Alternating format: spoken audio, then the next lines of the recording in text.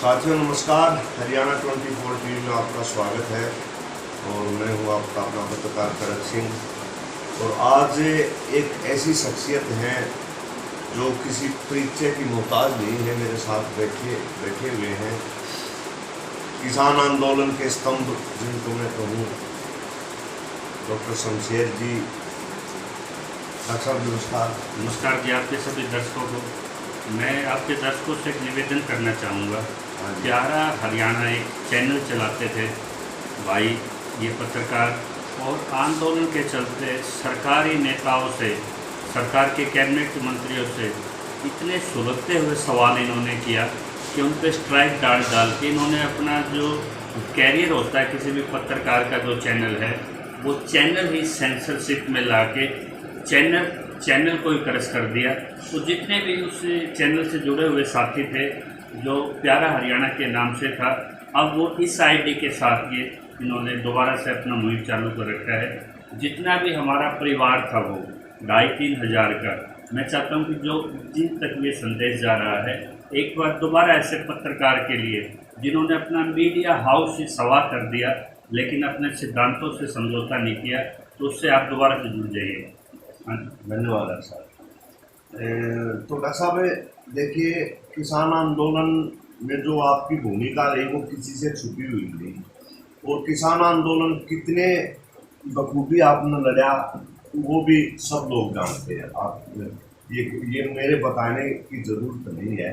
परंतु किसान आंदोलन ने जिस दिन मतलब आह्वान किया किसान नेताओं ने कि भाई समाप्त हो गया है, ये वो लोग हैं भाई साथियों जो भी इस वीडियो को देख रहा है कि किसान आंदोलन सभी किसान चले गए थे, परंतु डॉक्टर शमशेर, प्रदीप धनखड़ जी, संदीप शास्त्री, ये 3 आदमी, इन्होंने अपनी झोपड़ी नहीं उखाड़ी, वहीं रखा कि एमएसपी जब तक नहीं मिलेगी तब तक भाई हम जारी रखेंगे अपना, चाहे हम 3 आदमी हों, चाहे 2 हों, चाहे 6 हों। अगर हमारे समर्थन में और लोग आते हैं तो मोस्ट वेलकम, और ना आते हैं, ना आए हैं तो भाई हम तो साएं। और उसका नतीजा क्या हुआ कि एक साथी होना पड़ा इनको, प्रदीप धनखड़ जी। तो मैं डॉक्टर साहब से एक बार उस चर्चा को जारी रखते हुए, एक तो प्रदीप धनखड़ जी की एंट्री कैसे हुई डॉक्टर साहब किसान आंदोलन में, पहले भी बताओ। मेरा परिचय धनखड़ साहब से रविंद्र मलिक के माध्यम से हुआ था। अगले दिन एक बहुत सैड न्यूज़ आई, एक फ़ोन आता है कि प्रदीप धनखड़ के लड़के का शूट आउट हो गया है। तो जब उनकी वो गोलियां निकाली जा रही थी, तो एक दिन पहले का परिचय था मात्र। मैं वहाँ पहुँचता हूँ और उनकी एक मदद भी की, और उनके अंदर पाया कि जो अपराध, राजनीति में जो अपराध का समावेश है, यानी कि स्थानीय एक लोकल विधायक के शूटर उसमें शामिल थे, और उनका लड़का एक स्पोर्ट्समैन होता था। अच्छा। उस स्पोर्ट्समैन बेटे की वो जान से हाथ धोना पड़ा, तो बहुत बड़ा सदमा एक पिताजी के लिए हो सकता है। और उससे पहले उनकी एक ट्रांसपोर्ट एजेंसी थी, और उससे पहले कंप्यूटर सॉफ्टवेयर, जब कंप्यूटर का नाम भी लोगों ने सुना था, उस टाइम पे असेंबल करके वो काम करते थे, यानी कि करोड़ों पे उन्होंने काम देखे थे। प्रदीप धनखड़ जी जी प्रदीप धनखड़ ने खुद, अच्छा खुद प्रदीप धनखड़ की खुद की ट्रांसपोर्ट एजेंसी थी, और कंप्यूटर असेंबल्स का काम करते थे, खुद करते थे। जी सकलते तो न्यू ना गया जो उत्पत्ति सीधे सादे वो है मानस से उन्होंने अपना फायदे नुकसान का नजरिया खत्म कर दिया था, पैसे की तरफ देखना बंद कर दिया था। अन्ना हजारे के साथ सबसे पहले जुड़े। अच्छा। और जितना भी ये जो सेल टैक्स की चोरी होती है हरियाणा में, सभी मंत्रियों की फाइल उनके पास थी। यहाँ तक के जो रेवेन्यू कमिश्नर्स होते हैं ये इनकम टैक्स के, ये IRS है, वो उनको किसी रिश्तेदारी निकाल के 100 रुपये की मान करके चुप कराने की कोशिश करा करते कि भी आपको दामाद हो, जानकार निकल गए, तो वो अकेले लड़ के तंग आ चुके थे। तो मुझे पता लगा कि शहर में एक ऐसा लड़ाका है जिसका कोई साथ नहीं दे रहा, लेकिन वो सिद्धांत से पीछे नहीं हटता। तो वो यही कारण रहा कि उनके जो वो ट्रांसपोर्ट एजेंसी घाटे में गई, लेकिन उनकी जो नीयत थी, पूरे हरियाणा में जहाँ भी गए किसी की जेब की तरफ धंधे के लिए नहीं देखा उन्होंने, किसी की बदनीयत से नहीं देखा, तो वो जो ईमान से और अंदर से एक संतुष्ट आदमी था। तो जैसे उसके बेटे का शूट आउट होता है, तो ये होता है कि भाई खाली इस हालत में उसकी माँ देख पाएगी बेटे को कि नहीं देख पाएगी, जिस तरह उनका छल नहीं हो रहा था शरीर। तो मैंने कहा कि खाली एक बार करा के घर पे दरवाजे को सीधा इसका हाँ, तो ये सहमति हुई। और उस दिन के बाद जब भी उन्होंने कॉल किया तो 8 बार उसके आयु बदलवाने पड़े, 8 बार आयु। राष्ट्रपति से इच्छा मृत्यु भी मांगी गई, और एक हालत ऐसा हो गया कि वो घर पे एक बिस्तर में पड़े पड़े सोचते रहते थे, नींद आनी बंद हो गई। और यहाँ तक ही आ गया ना, तो वो इतना कमज़ोर था कि वो सुसाइड कर पाए। लेकिन पुत्र मोह ने इतना बुरी तरह तोड़ दिया था उस आदमी को। तो मैंने देखा, मैं ये आदमी मुश्किल से 8-10 दिन पहले परिचित है, लेकिन पहले ही लड़ने वाला है। तो मैंने उसको कहा कि आप मेरे साथ रहोगे, आपको कुछ नहीं करना, मेरे साथ रहना है। तो जब भी हम जाते थे जहाँ किसान आत्महत्या किसी वजह से कर लेते थे, 252 किसान आत्महत्याओं के अलग अलग प्रदेश में, कभी भिवानी, कभी करनाल, कभी गोवाना, तो वो मेरे साथ जाते थे उस परिवार से। जब वो दूसरे का दुख देखता था कि भाई किस विषम परिस्थिति में एक कमाने वाला किसान वो कर्जे से मर गया, तो कहीं ना कहीं वो अपना दर्द भूलता चला गया। और जाते वक्त वो सिर्फ कहता था मेरा बेटा ऐसा था, ऐसा गबरू था, मैंने इतना जीवन इनके लिए लगा दिया। लेकिन जब वो आते वक्त बातचीत करता तो उस किसान की बात करता था, बेटे को भूल जाता था। तो वो डिप्रेशन के उस दौर से गुजर रहे थे कि यदि उनको कोई साथ नहीं मिलता, बातचीत वाला नहीं होता, तो बिल्कुल तो इस जीवन में ऐसा कुछ नहीं होता। तो उन्होंने एक दिन जब वो सामान्य हुए तो उन्होंने कहा, ऐसा इस जीवन का क्या करूँगा, मेरे जीवन का कोई उद्देश्य नहीं रहा। तो दादा छोटू राम की ये जो सापला में है, ये बंधी हुई थी उस टाइम पे तिरपाल से। अच्छा। तो मैंने कहा भाई सबसे पहले इसी को आज़ाद करा लेते हैं। तो उसका टाइम रखा हमने कि या तो इसका उद्घाटन कर दो या हम इसका भी विधिवत कर देंगे। उसके बाद कई राजनीतिक पार्टी वहाँ पे आई, उनका जी हमने एक छोटी सी कॉल करी थी और उसके बाद देखो कितनी आ गई। मैं यही तो मैंने आपको मैसेज देना था कि ज़िंदगी में आप एक छोटे से विचार पे अच्छी नीयत से करोगे तो सब कुछ आपको फॉलो करेगा। तो बोला मैं अपना जीवन कहाँ लगाऊँ। मैंने कहा कि हम दादा छोटू राम तो हो नहीं सकते, लेकिन हर कोई व्यक्ति जब स्टार्ट जीवन में करता है उसको कठिनाइयों से निकलना पड़ता है। अपने आप को इतना बड़ा ब्रांड आइकॉन बना लो, इतना सच्चा बना लो, जब भी किसान के साथ मंडी में कोई धोखा हो, जब भी किसान के साथ कोई साजिश हो, तो सबसे पहले गरीब से गरीब किसान को एक नाम याद आ जाए कि भाई प्रदीप धनखड़ को कॉल करूँगा और मेरे साथ खड़ा हो जाएगा। और वो हमने कभी जीवन भर निराश नहीं किया। उसके बावजूद एक राजनीति की तरफ उनका है कि फांसा भी फेंका गया। कभी केजरीवाल ने संपर्क करने की कोशिश की, कभी अभय चौटाला के भी संपर्क में आए, कभी हुड्डा खेमे से उनकी बड़ी छत्तीस का आंकड़ा रहता था। तो सब ने कोशिश की, होती भी है, जो समाज में सच्चे लड़ने वाले हैं तो उनको एक बार सम्मान करके उनको जोड़ लो और बाकी उनको साइड कर दो। तो यहाँ मेरे उनके बीच में कई बार मतभेद भी आए कि जीवन में कितने सांसद विधायक को याद रखने वाला नहीं, लेकिन जो छोटू राम ने, किसान नेताओं ने, जो महेंद्र सिंह टिकैत ने, जो इन्होंने जो रास्ते छोड़े हैं अपने जीवन के बना के, अगर उस सच्चाई से चलने वाला कोई पैदा हो जाए तो वो जीवन बहुत बड़ा है। तो उसके बाद वो इतनी पहचान बन गए कि वो जिस मुद्दे पे खड़े होते थे उस पर इतना स्ट्रॉन्ग खड़े होते थे। फिर ये केस भी पढ़ते हैं नेताओं पे, तो उसको एक चीज़ पता था कि जब तक मेरा साथी है, जितना भी कानूनी पृष्ठभूमि की कोई चीज़ है, जब उनके 10-12 केस होते सारे उन पे डाल डूल के फाइल करके क्लियर कर देते थे। और ईमानदार जो सरकार में अधिकारी होते थे, डीसी एसडीएम, वो खुद ये कह के जाते कि जी आपने लड़ाई अपने लिए नहीं लड़ी, आप इतने मामले हैं, दूसरा कोई ब्लैकमेल करेगा, इनको लगा के और इनको फारिग करा लो। तो उनको पता था कि मेरे साथी मेरी पीठ पे कोई वार नहीं होने देंगे। और एक जो अंतर्राष्ट्रीय स्तर की, राष्ट्रीय स्तर की जो नीतियाँ होती हैं उसके बारे में जानकारी लेते रहते थे और बड़ा मुहिम उनको ज्ञान था। तो इस तरह से वो इस आंदोलन में आए, लेकिन समझौता नहीं किया कभी उन्होंने अपने सिद्धांत के साथ। तो मैं 100 किलोमीटर दूर भी बैठा होता था तो मुझे पता था, चाहे आप मैंने किसी किसान के हाथ से माइक छीना, रात को 11 बजे बस पकड़ लेता है वो सर्दी में, 4:30 बजे वहाँ पहुँच जाता है वो रूपा वास्टंकी के पास। पता लग गया तो रात को ही बस पकड़ लेता था, चाहे अकेले निकल जाता था। बड़ा जुनूनी आदमी। सवेरे मेरे पास फोन आता था जो मैं तो पहुंच गया हूँ, अब आप आ जाना। तो मतलब उन्होंने अपने जीवन का एक पैटर्न बना लिया, और जो वो ठान लेता था उसके पीछे भगवान भी उसको पीछे नहीं मोड़ सकता था। आपकी कई बार इस बात पे मतभेद भी हुए? नहीं, मैंने उसको कभी लक्ष्य के लिए मैंने कहा था 1000 तरह के प्रेशर आएंगे, चाहे मैं भी आपके सामने खड़ा हो जाऊँ, जब किसान के हित की बात हो ना तो कहीं समझौता नहीं करना आपने। हो सकता मुझे भी किसी माहौल में आपको बोलना पड़ जाए, लेकिन आप अपने रास्ते से अडिग मत होना। तो कोई प्रेशर उनको नहीं इस तरह तोड़ पाया, ना कोई प्रलोभन तोड़ पाया।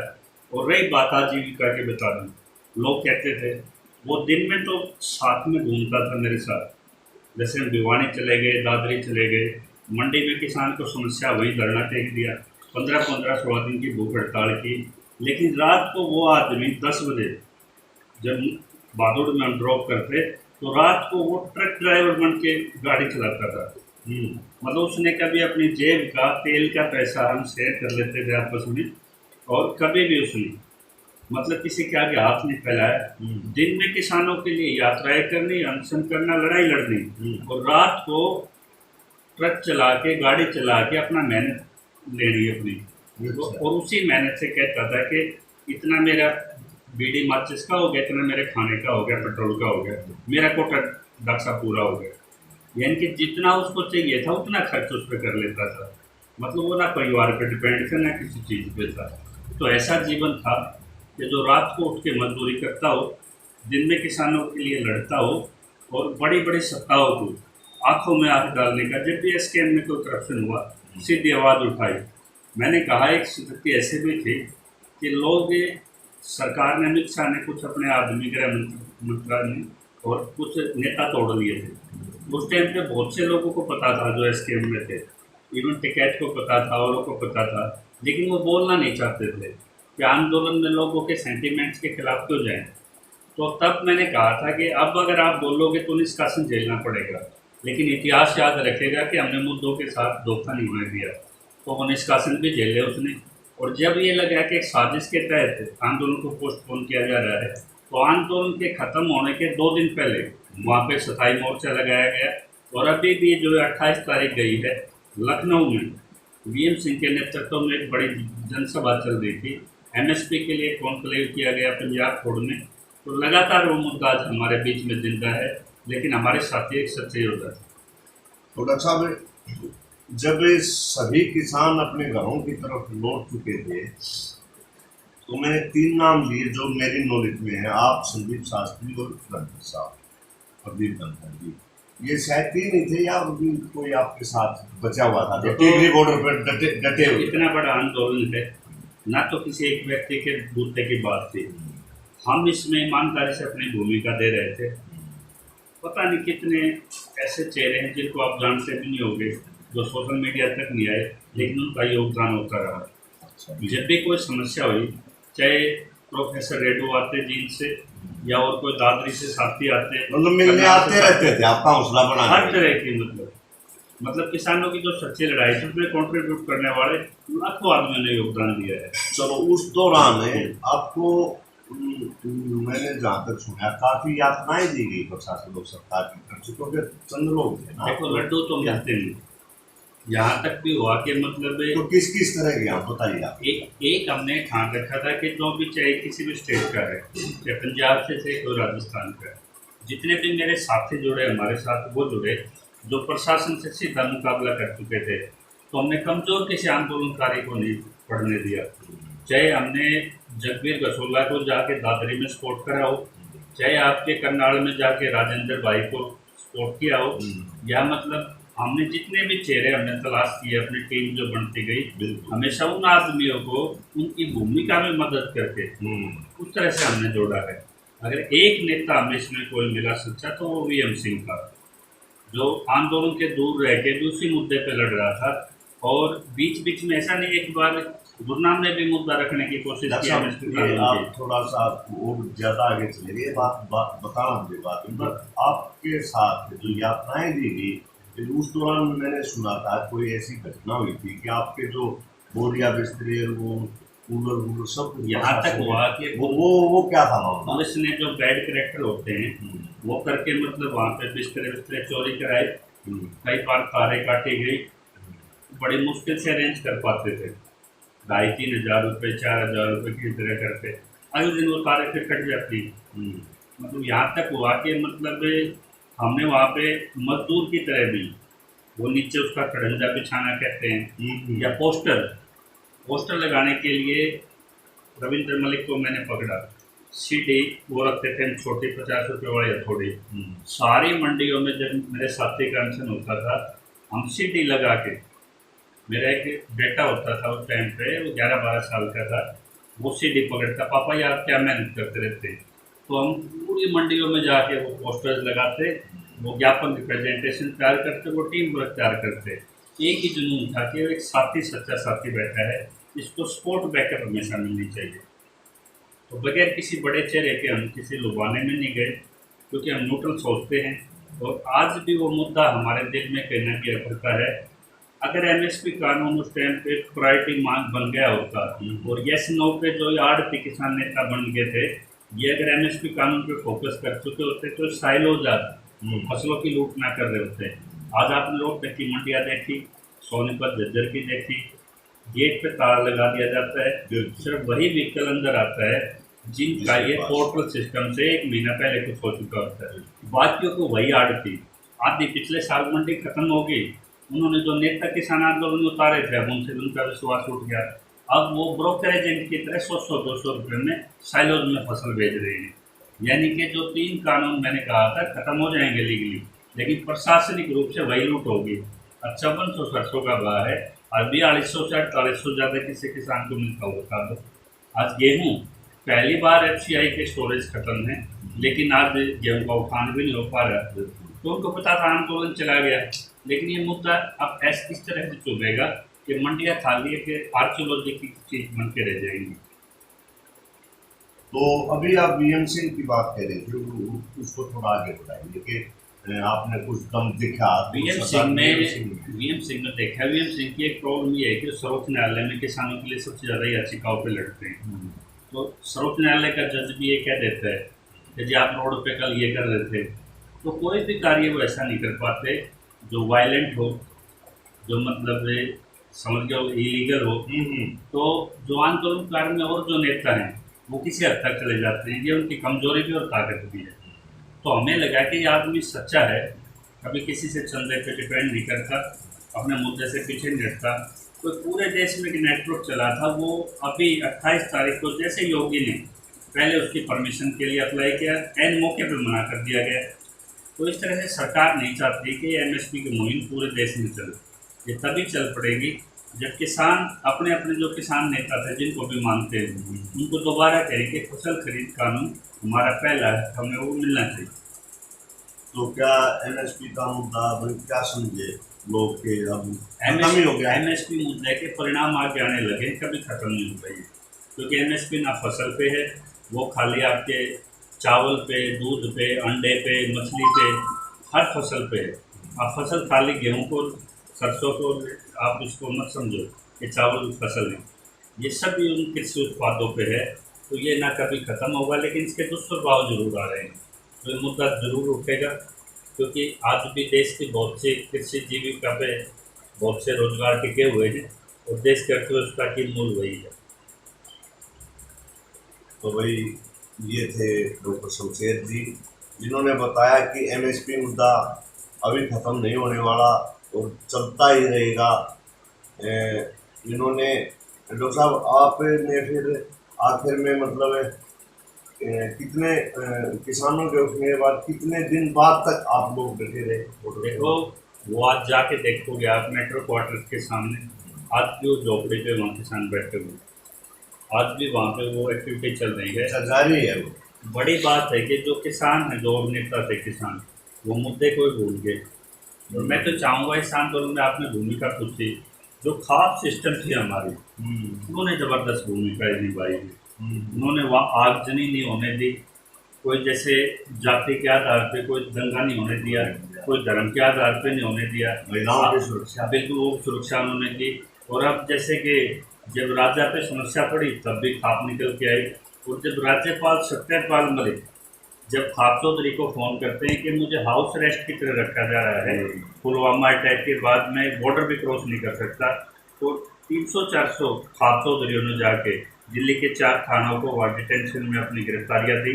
और आज वही सतपाल मलिक जगह जगह आज पुलवामा के सवाल पे आज वो यात्राएं कर रहे हैं। तो हम किसानों से कहेंगे जो हमारा पुराना सिस्टम है, खाप सिस्टम, ये 2-2 चौधरी अपने खापों से ख़त्म कीजिए। और खाप एक सेल्फ डिफेंस मैकेनिज्म है जो हर किसी युग में प्रभावी रहेगा और सामाजिक न्याय की बात करता है और समाज को जोड़ने की बात करता है। तो अगला कोई भी आंदोलन होगा तो उसमें खापों की भूमिका बड़ी महत्वपूर्ण होगी। यूनिवर्सिटी में छात्राओं की कैंपेन भी उसमें बहुत बड़ी भूमिका होगी और निश्चित तौर पे बॉर्डर्स खाली हुए हैं, आंदोलन अभी जारी है। तो ये थे डॉक्टर शमशेर जी जिन्होंने क्लियर कट कह दिया है कि बॉर्डर खाली हुए हैं परंतु आंदोलन जारी है और एमएसपी नहीं मिलने तक जारी रहेगा। धन्यवाद साथियों, इस वीडियो को ज़्यादा से ज़्यादा लाइक शेयर और सब्सक्राइब जरूर करें। नमस्कार।